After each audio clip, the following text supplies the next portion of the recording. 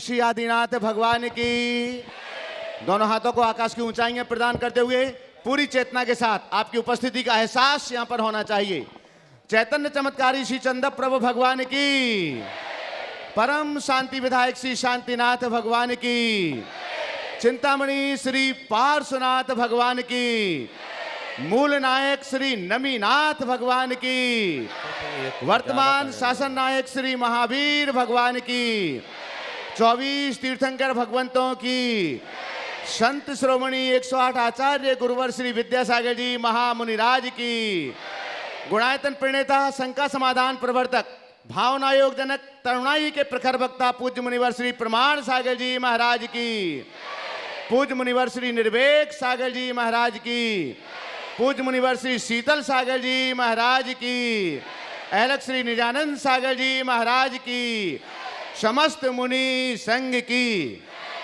बंधुओं, शंका समाधान का यह लोकप्रिय कार्यक्रम आप सभी लोग आज एक विशिष्ट नगरी से देख रहे हैं, जिस नगरी के लिए गौरव प्राप्त है, जो विराट नगरी के नाम से जानी जाती है, जहां पर पांडवों ने अज्ञातवास बिताया और वह पावन शहडोल की नगरी, जिसकी किंवदंती है कि यहां पर 100 तालाब थे और वह सत का सह बनकर के शहडोल नाम की ऐसी पावन नगरी के रूप में जानी पहचानी जाती है।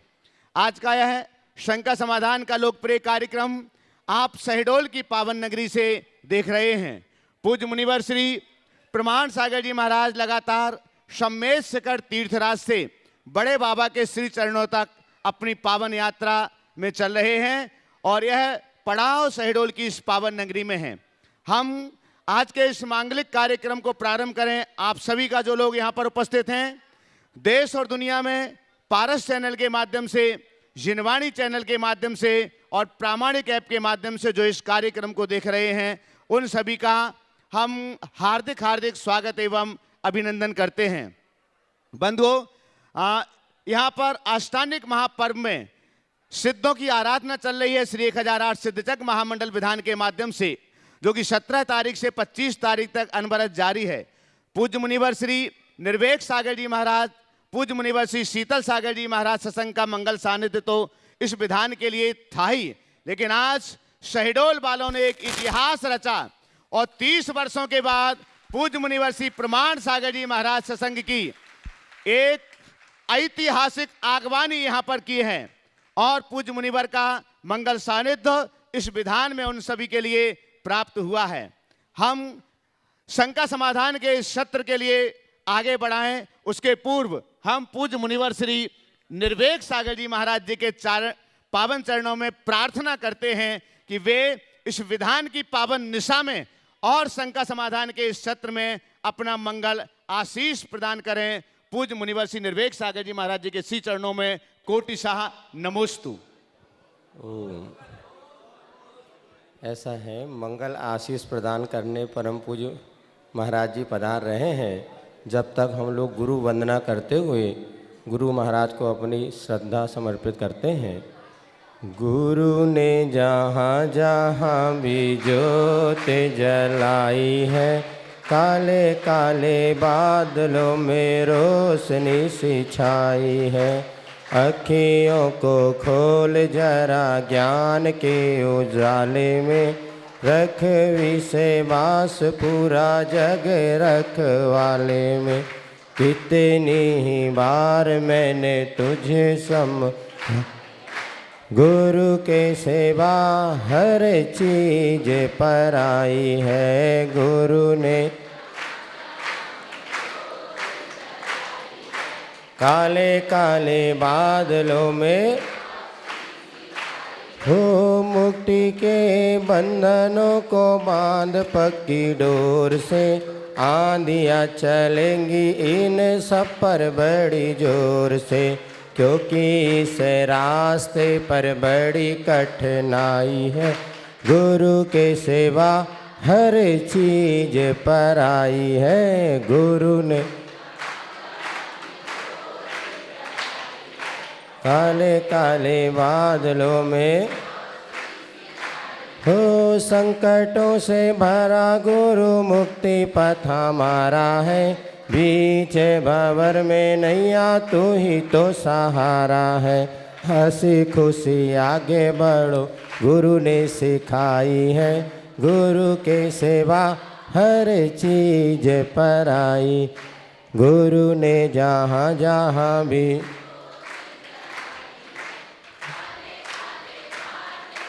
रोशनी से छाई है। बोलिए आचार्य गुरुवर विद्यासागर जी महाराज की, पूज्य मुनिवर श्री निर्वेक सागर जी महाराज की।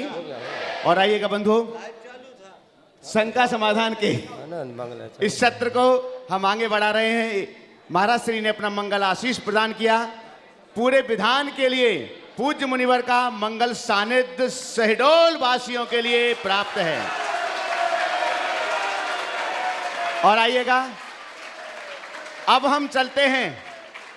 जो लोग बेसब्री से इंतजार कर रहे हैं महाराज श्री के मंगल आशीष के लिए, वो घड़ी मिलाकर के बैठते हैं अपने घरों पर कि सायंकाल होगा, शंका समाधान का सत्र आएगा और महाराज श्री का मंगल आशीष हमें प्राप्त होगा। तो जोड़िएगा दोनों हाथों को, आपके लिए भी मंगल आशीष मिले और आपके माध्यम से देश और दुनिया में पारस चैनल, जिनवाणी चैनल और प्रामाणिक ऐप के माध्यम से इस कार्यक्रम को देख रहे सभी भक्तों के लिए मंगल आशीष की छांव प्राप्त हो। हे महाराज श्री, नमोस्तु नमोस्तु नमोस्तु, इच्छामी इच्छामी इच्छामी।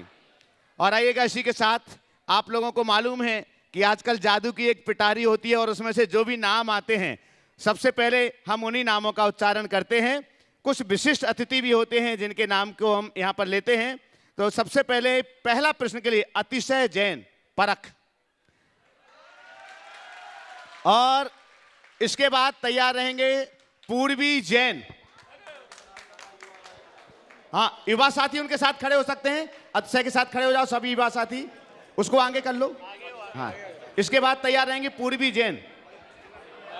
हे स्वामी नमोस्तु नमोस्तु नमोस्तु। हे स्वामी इच्छामी इच्छामी इच्छामी। मेरी शंका यह है कि पूजा के कितने अंग माने गए हैं? पूजा के कितने अंग माने गए हैं? बहुत सुंदर।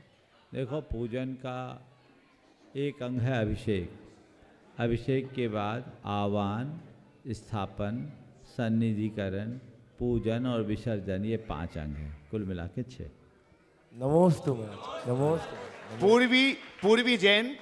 इसके बाद में तैयार रहेंगे अर्चना जैन शहडोल। आगे आप अपना प्रश्न रखें।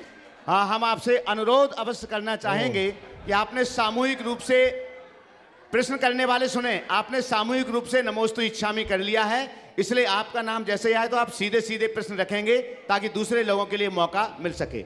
रखें पूर्वी जैन। मुनीश्री, मेरा प्रश्न ये है। हाँ बोलो। मुनीश्री, मेरा प्रश्न ये है कि अगर हमारे पास कोई ऐसी परिस्थिति आ जाए जहाँ पर हमारा मरण निश्चित है और हमको पता है कि हमारा मरण हो ही जाएगा, उस टाइम हमने बहुत सारे नियम ले लिया हो, समाधि मरण की भावना भी की हो और कुछ चमत्कार या कुछ ऐसी स्थिति बन जाए कि हम जीवित हो रहें, तो उस टाइम उन नियमों का पालन करना चाहिए? और अगर हम उन नियमों का पालन कर रहे हो, कुछ त्रुटि हो जाए तो क्या करना चाहिए? आगम में 2 प्रकार का विधान कहा है, एक बृहत प्रत्याख्यान, एक संक्षेप प्रत्याख्यान।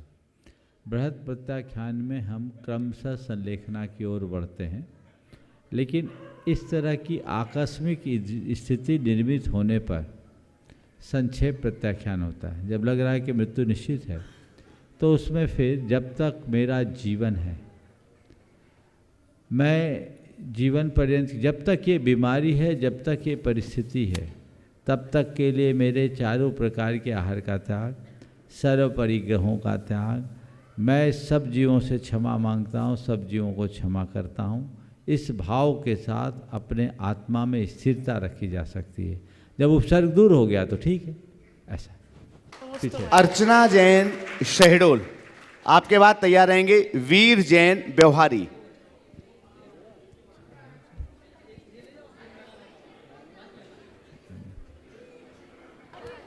हाँ बोलें, शीघ्रता से बोलिए। नमोस्तु तीनों मुनि राजों को त्रय बार नमोस्तु नमोस्तु नमोस्तु। तीनों चुल्लक महाराजियों को इच्छा में महाराज श्री कहा जाता है कि नारी जीवन एक सोने की बेड़ी के समान है। नारी जीवन एक सोने की बेड़ी के समान है। इस समतामय जीवन, संघर्षमय जीवन को समतामय कैसे बनाएं जिससे हम अपने परम पद को प्राप्त कर सकें।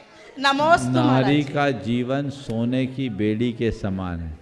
किस विचारक का मत है? मैंने पहली बार सुना है ना।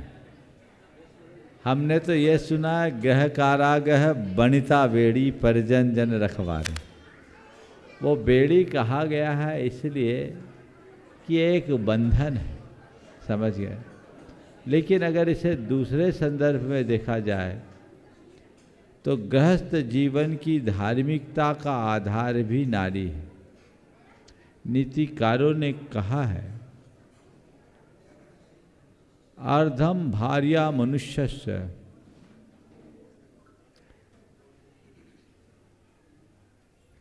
भार्या श्रेष्ठ समतमा सखा भार्या मूल त्रिवर्गस्य भार्या मूल तरिष्यति। स्त्री मनुष्य की अर्धांगिनी है, वह एक श्रेष्ठतम सहेली है, सखा है, और वो त्रिवर्ग का मूल है, अर्थात धर्म अर्थ काम, इन तीनों पुरुषार्थों के सेवन का आधार है, समझ गए। इसलिए जो गृहस्थ अपनी अर्धांगिनी के साथ जुड़कर गृहस्थाश्रम में प्रवेश करता है, वह त्रिवर्ग का पालन करते हुए अपवर्ग की सिद्धि कर सकता है। ये भी हमारे शास्त्रों का विधान है। सवाल समता में जीवन जीने का है, चाहे स्त्री हो या पुरुष। जो हर स्थिति में अपने मन को ढालने में समर्थ होता है, वही समतापूर्ण जीवन जी सकता है। नमोस्तु महाराज। वीर जैन व्यवहारी, हम एक अनुरोध करना चाहेंगे कि आपने जो प्रश्न दिए हैं उन्हीं प्रश्नों को पूछें। अर्चना जैन जी ने अपना प्रश्न चेंज कर दिया वहां तक जाते, इसलिए जो स्लिप आपने दी है उसी प्रश्न को पूछेंगे। आगे तैयार रहेंगे सुधीर जैन। मुनि श्री, मेरा प्रश्न ये है कि मुनिवर जब सुख होए तो अहंकार ना हो और दुख आए तो भगवान के प्रति आस्था ना छूटे, तो इसके लिए क्या करें? सुख आए तो अहंकार ना आए और दुख आए तो ओम थोड़ा मुनिवर जब सुख सुन लिया। मैं आप लोगों के लिए हॉर्न बजा रहा हूँ, थोड़ा शांति हो जाए। सुख आए तो अहंकार और दुख आए तो भगवान के प्रति आस्था न छूटे और अहंकार मिट ना हो, इसके लिए क्या करें? हमेशा एक बात को याद रखो, न सुख स्थायी है,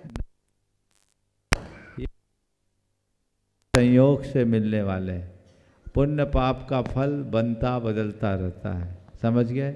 जिसको पुण्य पाप की नश्वरता का भान होता है, वह सुख में अहंकार नहीं करता और दुख में विलाप। चलिए। सुधीर जी जैन, आपके बाद तैयार रहेंगे श्रीमती सुप्रिया जैन। महाराज जी अच्छा। हाँ, नमोस्तु महाराज जी, नमोस्तु नमोस्तु। दोनों जन साथ में हो जाएं, क्योंकि स्लिप ऐसी ही निकली है। पति पत्नी एक साथ ही करें, दोनों प्रश्न कर लेंगे, चलेगा। महाराज जी, मेरी जिज्ञासा है, आदमी इतना कमजोर क्यों होता है कि वह रात में सोते समय सपन में कोई गलत काम करता है तो वह डर के खड़ा हो जाता है, और वही व्यक्ति दिन में अच्छे मैंने गलत काम करता है तो वह भगवान से भी नहीं डरता? ऐसा क्यों महाराज जी? बहुत अच्छा सवाल। रात सपने में कोई काम गलत काम करता है तो डर कर खड़ा हो जाता है, और दिन जागते हुए गलत काम करते समय भगवान से भी नहीं डरता। मुझे इसकी एक बड़ी वजह दिखती है। मुझे लगता है सुषुप्त अवस्था में उसकी बाहरी चेतना सुप्त होती है, अंतस चेतना जागृत होती है, और जागृत अवस्था में अंतस चेतना सुप्त हो जाती, बाहरी चेतना जागती है। भगवान से डर केवल उनको लगता है जिनकी अंतस चेतना जागृत होती है, इसलिए अंतस चेतना को जगाइएगा, तभी भगवान से डर कर अपना भला कर पाइएगा। सुप्रिया जैन, और आपके बाद तैयार रहेंगे श्रीमती सपना जैन। नमोस्तु महाराज जी, नमोस्तु महाराज जी। महाराज जी, अभी तक शहडोल मंदिर का नाम पारसनाथ दिगंबर मंदिर था, अब इसको अहिंसोदय तीर्थ शहडोल नाम दे दिया, क्या ये उचित है? क्या नाम दिया? अहिंसोदय तीर्थ। अरे मंदिर को तीर्थ का नाम दे देना क्या बुरा है, इससे अच्छी बात।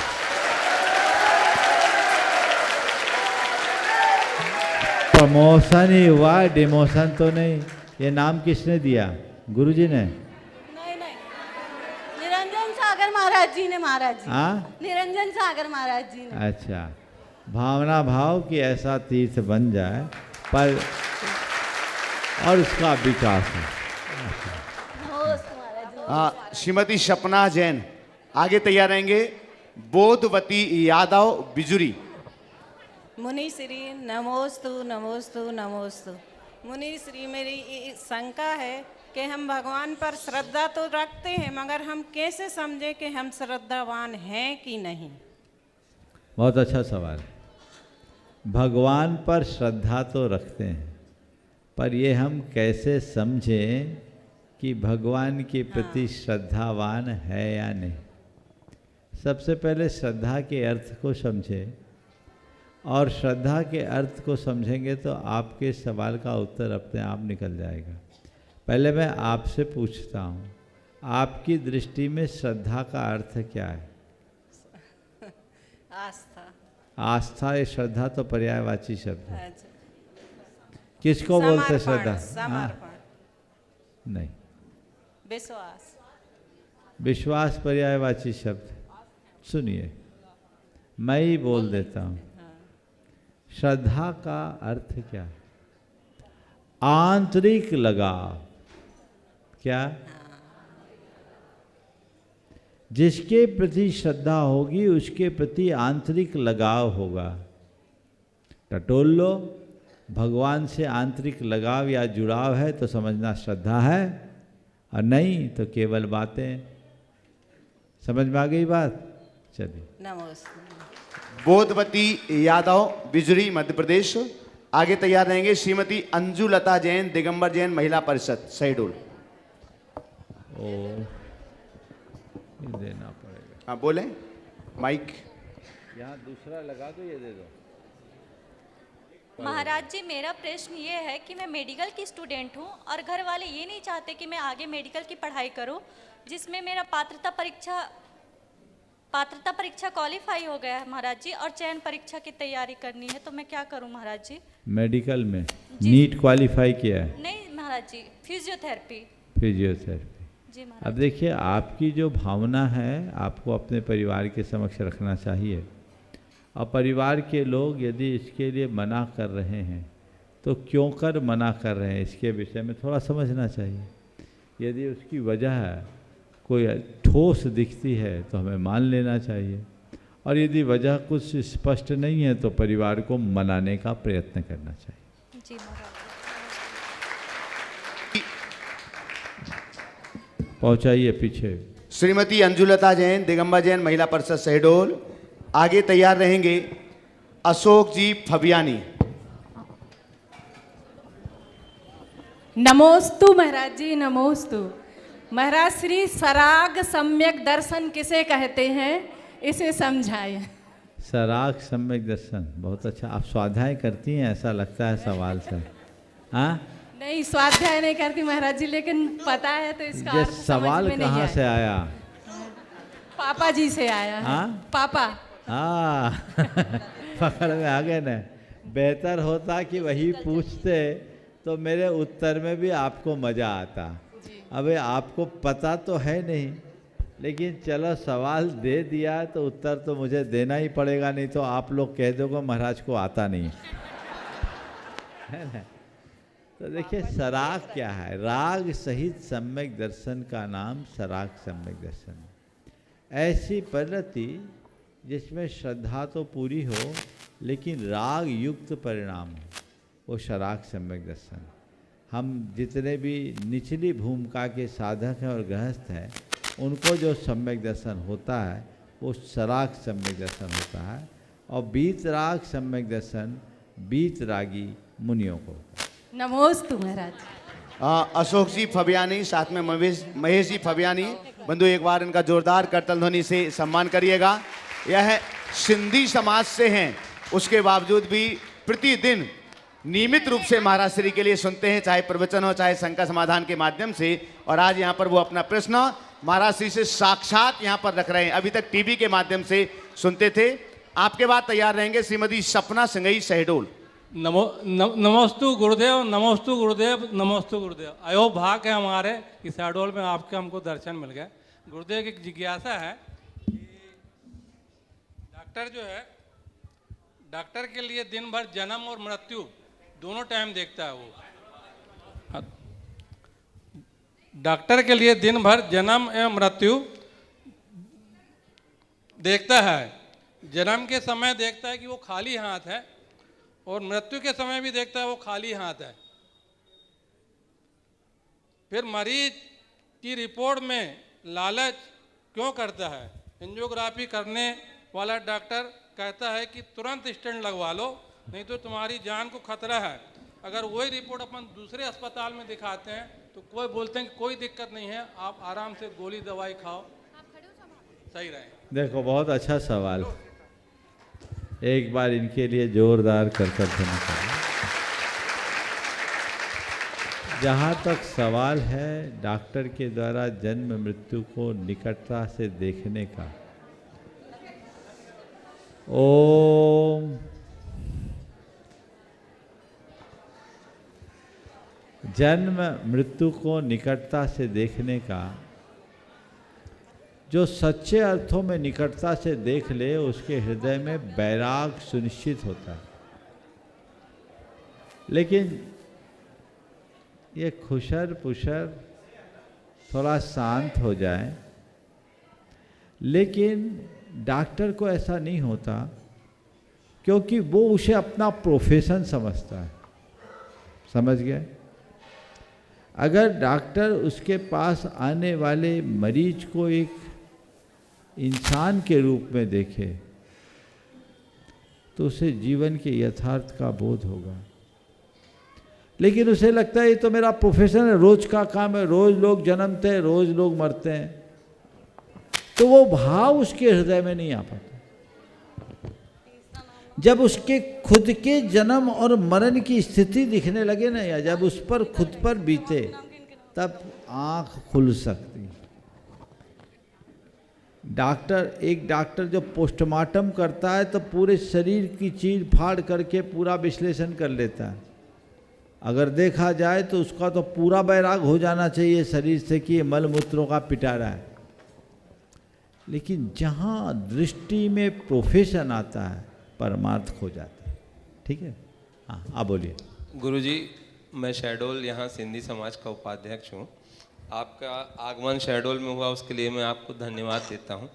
दूसरा एक बात बोलनी थी, नज़र एवं नीयत परिवार में, समाज में, देश में किस प्रकार की होनी चाहिए? नज़र बड़ी है या नीयत? बहुत अच्छा सवाल है। नज़र और नीयत कैसी होनी चाहिए? देखिए, नज़र का मतलब है दृष्टि।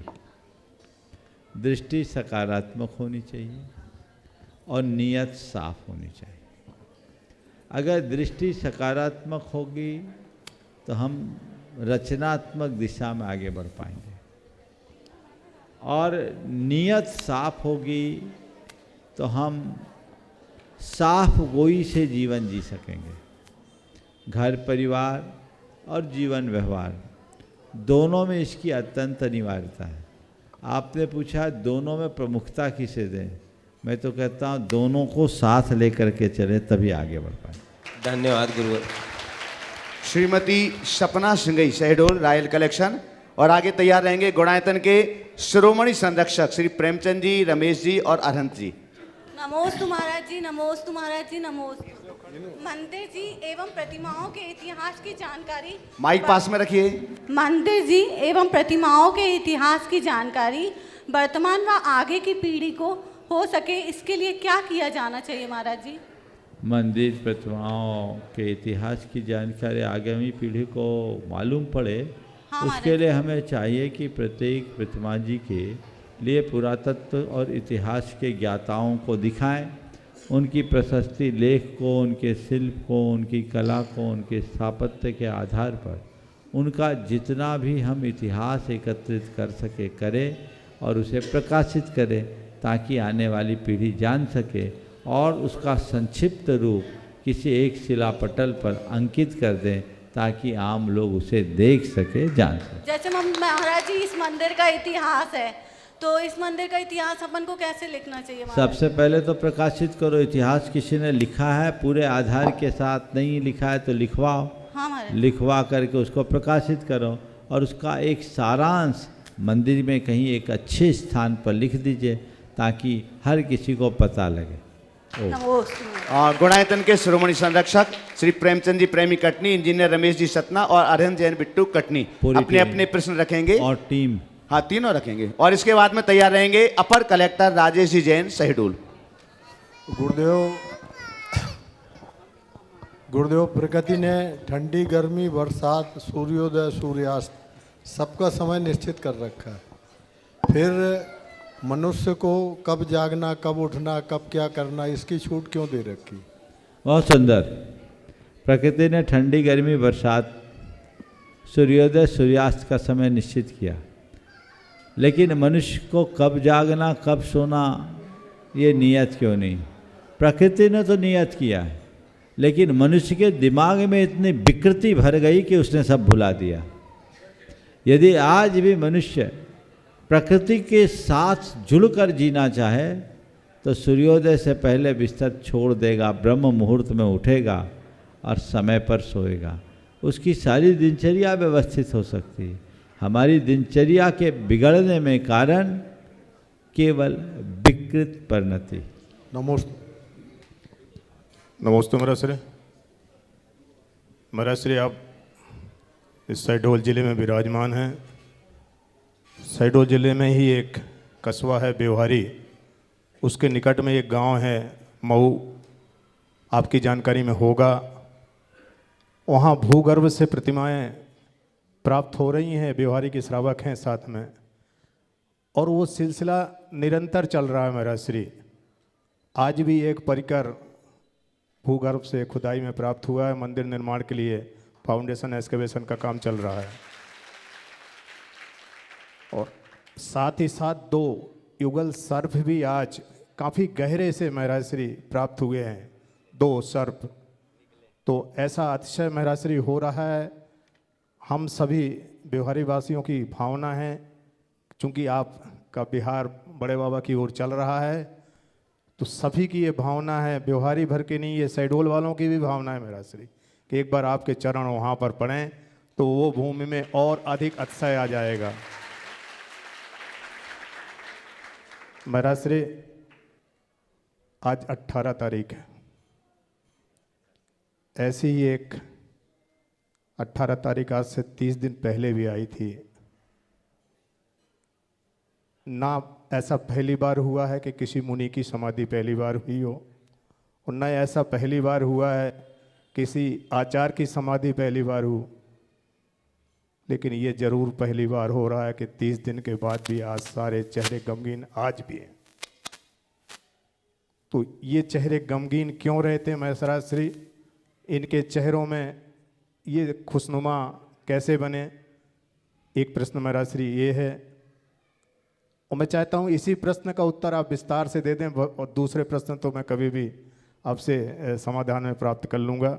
निवेदन है आपसे। देखिए, पहली बात जो आपने उठाई व्यवहारी की, मुझे ऐसा लगता है कि व्यवहारी के पास जो मऊगंज या मऊ बोलते हैं, मऊ हमारी एक बहुत बड़ी सांस्कृतिक नगरी रही होगी, वहाँ बड़ा विस्तृत विरासत रहा होगा। वहाँ कई टीले हैं अभी भी वर्तमान में, और मुझे जहाँ तक ध्यान है सतना के शांतिनाथ वहीं से गए हैं,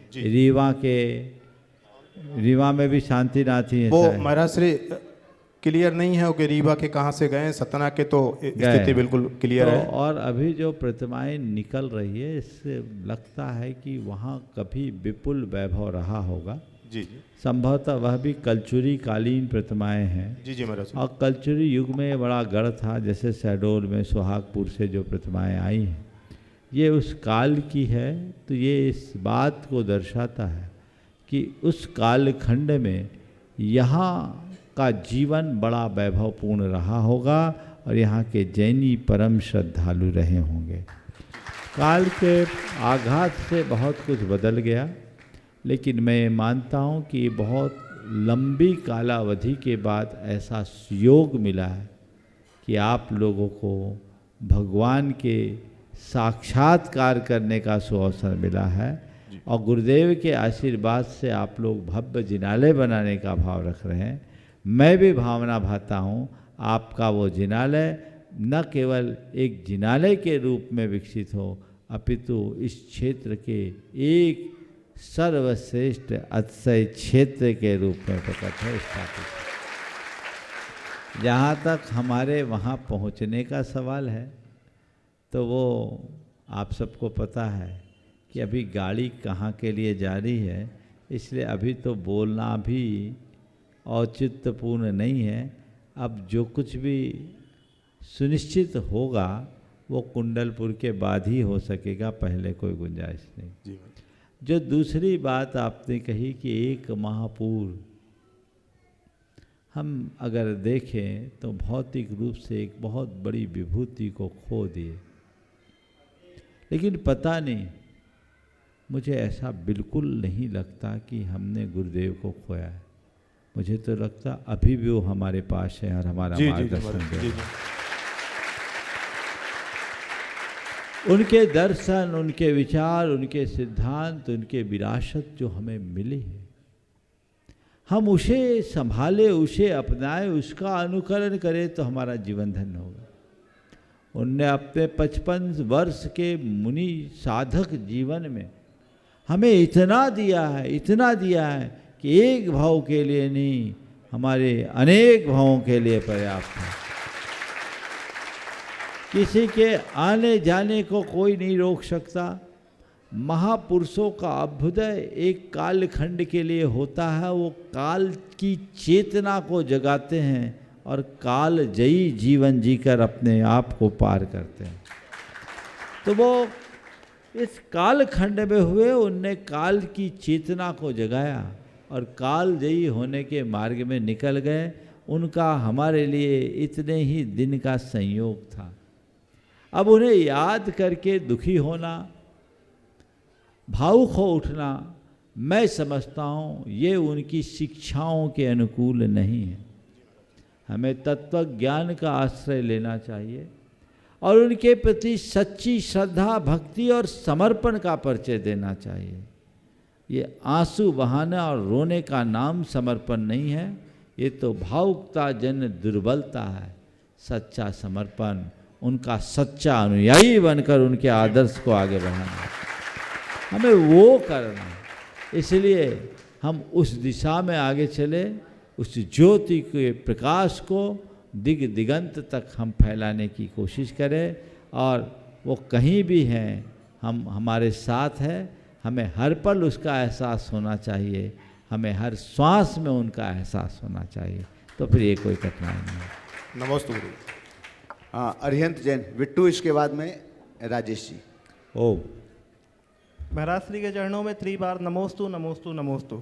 एलक और छुल्लक महाराज जी के चरणों में इच्छामी। महाराज श्री सम्मेद शेखर जी की पावन तलहटी पर पंचायतन शैली से निर्मित गुड़ायतन का नाम अब हर जवान पर है और अनुभव केंद्र इसकी शोभा और भी बढ़ा रहा है। तो महाराज श्री, मेरे मन में ये सवाल आता है कि जब ये इसका सोच आपके दिमाग में आई थी तब टेक्नोलॉजी भी इतनी विकसित नहीं थी, और आपके मानस में ये सोच आई कैसे गुरुवर? कृपया मार्गदर्शन। देखो भाई, सम्मेद शिखर जी में जो हो रहा है वो किसी से छिपा नहीं। आज प्रातःकाल महाराज ने भी उसकी चर्चा की थी। दिन में ध्यान नहीं रहा, नहीं तो अभी कुछ उसकी झलक आप लोगों को दिखाई जा सकती थी। अब कल तो क्या होगा पता नहीं, अगर आपका भाग्य होगा तो उसकी व्यवस्था की जा सकती है। विजय, तेरे पास व्यवस्था है गुड़ायतन का? सामग्री तो है ना? हाँ, वो ठीक है। अगर होगा तो देखिए क्या होगा। लेकिन बात मैं आपसे केवल इतना ही कहना चाहूँगा गुणायतन में क्या बनने जा रहा है इसका अंदाज़ तो आपको तभी लगेगा जब गुणायतन आप जाओगे। पर मैं इतना ज़रूर कहूँगा कि वहाँ जो बन रहा है वो अजूबा बन रहा है, और अजूबा को देखने के लिए आपको वहाँ जाना पड़े। पोथियों की बातों को लोग पलों में जान सके, मेरे मन की ये बड़ी प्रबल ख्वाहिश थी जो वहाँ साकार होने जा रही है। लोग बात बात में जीवन के मर्म को जानेंगे, और न केवल जानेंगे अपितु अपने जीवन को रूपांतरित करने का सौभाग्य प्राप्त करेंगे। यही मेरा विश्वास है और यही मेरा प्रयास है। आपने पूछा हमारे मन में ये बात कैसे आई। मेरे मन में आज से नहीं 1992 से समोसरण घूमता था। मैं भगवान के समोसरण को प्रत्यक्ष धरती पर देखना चाहता था।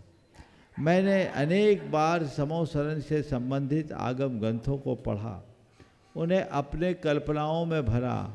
मैं प्रायः अपनी सामायिक में समोसरण चला जाता और अपने हिसाब से समोसरण की कल्पना करता। एक मन में भाव होता था कि ऐसा विस्तृत समोसरण कहीं बने, पर समोसरण का विस्तार इतना बड़ा है कि वो मनुष्यों के बस का नहीं, वो देवताओं के ही बस का है। अब वो बात मेरे अंतश्चेतना में थी। सम्मेद शिखर जी में जब कुछ निर्माण की बात आई तो बात में समोसरण की बात आई, और बात करते करते कुछ ऐसे लोग जुड़े जो टेक्नोलॉजी के माध्यम से उसे उस रूप में प्रदर्शित करने जा रहे हैं जैसा शास्त्र में है। समोसरण का जीवंत रूप वहाँ दिखेगा। और देखो, जब मनुष्य का आत्मविश्वास प्रबल होता है, गुरुओं की कृपा होती है और साथ में पुण्य का सुयोग मिलता है, सारे अनुकूल निमित्त अपने आप जुड़ते हैं। मैं टेक्नोलॉजी को बिल्कुल नहीं जानता, पर टेक्नोलॉजी से जुड़े हैं सैकड़ों लोग मुझसे जुड़े हैं जो अंतर्राष्ट्रीय स्तर पर एक स्थापित व्यक्तित्व हैं।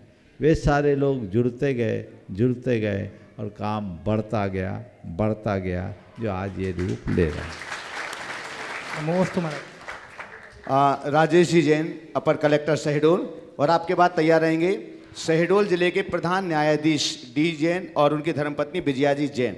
इसके बाद मैं पूज्य श्री के पावन चरणों में प्रार्थना करूंगा। अच्छा, पूज्य गुरुवर के श्री चरणों में मेरा अनुरोध है। अच्छा, बोलो। पूज्य गुरुवर के श्री चरणों में अनंतवार नमोस्तु नमोस्तु नमोस्तु। गुरुवर इच्छामि। गुरुदेव, प्रशासनिक कार्य करते हुए धार्मिक कार्यों में पुण्य अर्जित करने का सबसे आसान मंत्र बता दीजिए, जिससे जिनेंद्र भगवान की भक्ति भी हो जाए, गुरुदेव की अनन्य कृपा भी प्राप्त हो जाए और गुरु की चरण हमेशा मिलती रहे, कर्म भी हो जाए और कर्म भी कर जाए। ऐसा आसान मंत्र बता दीजिए गुरुदेव। एक साथ 4 सवाल। देखो, प्रशासनिक कार्य करते समय धर्म ध्यान करने का जहाँ तक सवाल, तो हर व्यक्ति के धर्म ध्यान का अपना अलग अलग तरीका होता है। आप लोग एक प्रशासनिक अधिकारी हो, आपका कार्य क्षेत्र अलग है, 24/7 आपका काम है, दायित्व है। और आप जैसे लोगों को मैं कहूँ कि एक आम श्रावक जैसी दिनचर्या रखो तो शायद व्यवहारिक नहीं होगा। लेकिन मैं एक कह सकता हूँ कि एक प्रशासनिक अधिकारी के हृदय में श्रद्धा हो तो एक व्रती धर्मात्मा की तरह वह भी एक बहुत बड़ा धर्मी बन सकता है। कैसे? प्रशासन में बैठकर अपने अधिकारों के दायरे में रहते हुए धर्म की प्रभावना का काम करके, अहिंसा का काम करके, अगर आप अपनी पूरी शक्ति को लगाते हैं तो मैं मानता हूँ वो भी भगवान की पूजा ही है। केवल भगवान के आगे जाकर गुणगान करना, उनके चरणों में कुछ द्रव्य के पुंज चढ़ा देने का नाम पूजन नहीं है। भगवान के सिद्धांतों की प्रभावना और प्रसार का नाम भी पूजा है। तो आप जो भी करें, शासन की जो नीतियां हैं, प्रशासन के जो भी दायित्व हैं, उनमें रहते हुए उनका लाभ उठाए और जिन शासन की प्रभावना में जितना बन सके योगदान दें। और जब सुविधा मिले प्रत्यक्ष आकर भगवान की पूजा भक्ति आराधना करें। और प्रशासनिक अधिकारियों से मैं कहता हूँ आधा अंग उधर आधा अंग इधर दोनों रहे तो हिसाब बराबर हो जाए। वो वहाँ व्यस्त हैं, उनका कोटा उनकी धर्मपत्नियाँ पूरी कर दें तो वो तो फ्री है। ऐसे तुम लोगों को अर्दली बहुत मिलते हैं तो इन लोगों को कोई काम भी नहीं रहता। ज़्यादातर अफसर की धर्मपत्नी के पास अक्सर काम नहीं होता तो उनको एक ही काम करना चाहिए, जितना बने हम धर्म ध्यान करें और अपने पति के सहयोगी बनकर उन्हें प्रेरित करते रहें। बहुत अच्छा काम होगा। बहुत बहुत आशीर्वाद। देखिए एक बात मैं कहना चाहूँगा, शायद शहडोल के लोग अभी तक तो खड़े रहो राजेश, परिचित तो होंगे ही। ये अधिकारी बात में हैं, एक अच्छे श्रावक पहले, और गुरुदेव की कृपा इन पर सदैव बरसी है, यहाँ तक पहुँचे भी हैं गुरुदेव की कृपा से ही। आपको ऐसे अधिकारी का खुले हृदय से स्वागत करना चाहिए। नमोस्तुते। श्रीमती विजयाजी जैन, धर्मपत्नी डी जैन, शहडोल जिले के प्रधान न्यायाधीश। और आपके बाद मैं कोटिशा नमोस्तु पूर्वक निवेदन कर रहा हूँ पूज्यवर मुनि श्री निर्वेक सागर जी महाराज जी के पावन चरणों में। जज साहब नहीं आए हैं क्या? अच्छा चलो, कल साथ में आकर के पूछेंगे, आज भी पूछ रहे चलेगा। सीता से माइक भेजें। हेलो, नमस्ते महाराज जी। महाराज जी, मेरी एक शंका या जिज्ञासा कहें कि मैं आजकल की युवतियों को देखती हूँ कि वो अक्सर किसी उत्तरदायित्व का, पारिवारिक उत्तरदायित्व का निर्वहन नहीं करती हैं, सिर्फ नौकरी करती हैं, लेकिन उसके बाद भी वो गृहिणी या जो अपनी माता हैं, बहनें हैं, जो घर संभालती हैं, उनको हमेशा दोयम दर्जे का स्थान देती हैं। तो क्या ये उचित है और उनके लिए क्या मार्गदर्शन देना चाहिए? देखिए, बहुत अच्छा सुयोग है कि आपके यहाँ अपर कलेक्टर भी और जुडिशरी के चीफ भी यहाँ के आपके श्रावक हैं। बहुत उत्तम है। आपने जो सवाल किया बहुत उत्तम किया। मुझे ऐसा लगता है आप पूरी विशुद्धतया गृहिणी हो, गृहिणी हो ना? मैं आपसे एक सवाल करता हूँ पहले, इसके बाद आपका उत्तर, शायद इसी उत्तर में आपका उत्तर निकल जाएगा। आप एक गृहिणी हो और एक जज की धर्मपत्नी होने के बाद आप अपने इस रोल से खुश हो कि नहीं? बिल्कुल महाराज श्री, हम लोग सेटिस्फाई हैं। बहुत सुंदर। नेक्स्ट है। लेकिन वो लोग जो मैं आप औरों की बात नहीं कर रहा, अभी आपकी बात कर रहा हूँ और इसी से लोगों को संदेश दूंगा। यदि आप एक गृहिणी होने की जगह कोई पेशेवर महिला होती, कामकाजी महिला होती, तो क्या जितनी खुश आज हो उतनी खुश रह पाती? शायद नहीं, और घर वालों को तो नहीं रख पाती उतना खुश। जब घर वालों को नहीं रख पाती तो खुद कैसे खुश रह पाती? जी महाराज श्री। तो बस मैं सबसे ये कहना चाहूँगा, महिलाएं नौकरी पेशा करे इसका निषेध नहीं, पर नौकरी पेशा ही प्राथमिकता ना हो। और जो महिलाएं घर गृहस्थी को संभाल रही है वो इस बात को सदैव ध्यान रखें और लोग भी उनके प्रति ये दृष्टिकोण रखें कि घर गृहस्थी को संभालना भी कोई साधारण काम नहीं, बहुत बड़ी जॉब है। आप एक गृहिणी हो, गृहिणी होने के नाते घर का काम जो कर रही है, यदि किसी सैलरीड को रखती तो कितनी सैलरी लगती तो भी ऐसी व्यवस्था नहीं संभाल सकती। और एक बात और कहना चाहूँगा, पुरुष बड़े बड़े प्रावधान प्रस्तुत कर सकता है, लेकिन घर की आंतरिक व्यवस्था का संचालन उसके बस की नहीं है, वो एक महिला ही कर सकती है। इसलिए कोई गृहिणी घर संभाल रही है तो पुरुष को उसका आभारी होना चाहिए और सोचना चाहिए वो है तो हमें ढंग से दोनों टाइम रोटी मिल रही है, हमारे घर की व्यवस्था हो रही है, हमारे बच्चे पल रहे हैं, इनको कमतर कभी मत आंको। मेरे संपर्क में ऐसे अनेक महिलाएं हैं जिन्होंने बड़ी बड़ी एमएनसीज की जॉब छोड़ी है अच्छे अच्छे पैकेज के साथ, केवल इसलिए कि ऐसा करके हम अपने परिवार और बच्चों के साथ न्याय नहीं कर पा रहे, और आज वो बहुत खुश है। तो महाराज क्या करें, हम लोग सर्विस में न जाए? हम बोले जाओ, मना नहीं है, पढ़ो लिखो, लेकिन नौकरी प्राथमिकता नहीं। नौकरी तब करो जब उसकी आवश्यकता हो। हमारे प्राचीन काल में भी महिलाओं को कला गुणों में निपुण किया जाता था। कैकेयी को सर्व शस्त्र विद्या का पूर्ण ज्ञान था, पर युद्ध लड़ने नहीं जाती थी। पर जब जरूरत पड़ी तो दशरथ का सारथ्य भी कर दिया और अपना जौहर दिखा दिया। यदि कोई ऐसी स्थिति आएगी तो हम कमजोर नहीं हैं, ये सोचना चाहिए। लेकिन वो लक्ष्य पूरा नहीं होना चाहिए, क्योंकि केवल पैसों से जिंदगी नहीं चलती।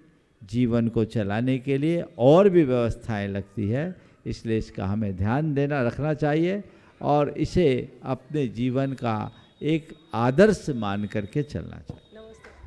हम निवेदन कर रहे हैं पूज्यवर मुंशी निर्वेक सागर जी महाराज जी के पावन चरणों में।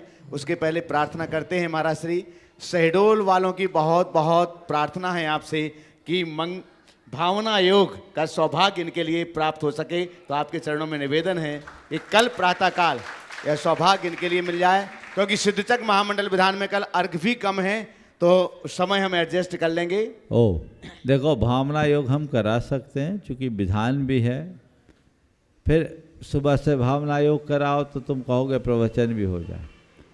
आप लोग अगर कहो तो भावना योग में ही प्रवचन और भावना योग दोनों कार्यक्रम सुबह हो सकता है।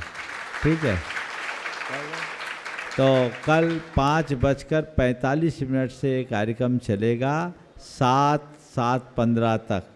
उसमें भावना योग और भावना योग से संबंधित प्रवचन होगा। उसके बाद आप पूजन विधान ठाट बाट से कर लीजिएगा। और 7:15 से फिर हम यहाँ पर अभिषेक शांति धारा पूजन और विधान 10 बजे तक करेंगे। 10 बजे महाराज श्री आहारचर्या के लिए निकलेंगे, तो पूरा चलेगा। हम पूज महाराज श्री के पावन चरणों में प्रार्थना करते हैं। ओम मुनि श्री को नमोस्तु करते हुए ओम ओम। हाँ,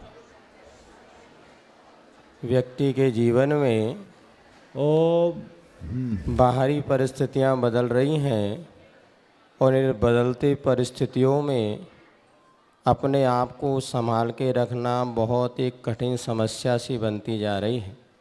फिर भी किसी व्यक्ति ने कहा है कि मन जब कमज़ोर होता है तो परिस्थितियां समस्या बन जाती हैं। मन जब कमज़ोर होता है तो परिस्थितियां समस्या बन जाती हैं, और मन जब मजबूत होता है तो परिस्थितियां चुनौती बन जाती हैं, और मन जब स्थिर होता है तो परिस्थितियां व्यक्ति के लिए अवसर बन जाती हैं। तो हम कैसा ये पुरुषार्थ करें कि हमारा मन मजबूत बने, तो हम चुनौती समझ लें, अथवा मन को स्थिर कैसे किया जाए कि हर परिस्थिति हमारे लिए एक अवसर प्रदान करे और अपने जीवन को आनंदमय बना सके। कृपया संबोधन करें। बहुत बहुत अच्छा सवाल महाराज श्री ने किया। एक लंबे अंतराल के बाद आज ये सुयोग लगभग 4 महीना। महाराज जी जब थे इनके सवाल को लोग याद करते थे।